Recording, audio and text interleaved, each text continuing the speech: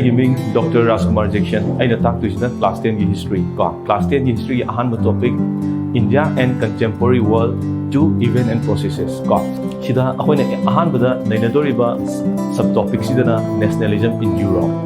nationalism in Europe se khangdingai matanga akoina ngasi leriba contemporary world haibse karino hana yengo matamda contemporary world haibse ngasi akoigi United Nations Organization na Second World War loiranga form togiba adugumnaba organization dugi member country mayam do adugu pullaga akoina madugu akoina contemporary world hair khangai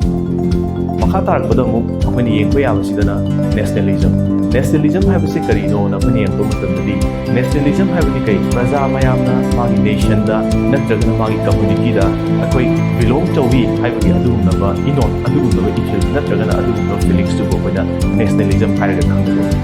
akoina yengba yabadi power sharing se state loinamakta akoi manate samna haibda state singa union territory ga su power sharing khara khenai state na hen power lay aduga union territory gi di power se EPP di adu limited power p union territories ta ko samna haibda Chandigarh gumba Lakshadweep gumba New Delhi gumba si union territory ni adu moi da pi ga power ga state da pi ga power ga su khenarakani state da pi ga power na union territory da gi pi ga power na khengani asumana division of power se khoi gi manaraktaba matang khoi ubo phangi now akoina sigi power sharing ni arrangements daina kanoina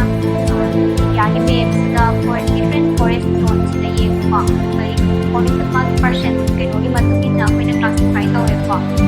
first la is the regions with kanova magi forest cover se 60% and above forest cover lai pa karam regions ye mo lai pa aduga mo second la is na regions karam region no forest cover having 40 to 60% lai pa simalai re aduga third la is na 20 to 40% forest cover lai re ko aduga last la is na less than 20% forest cover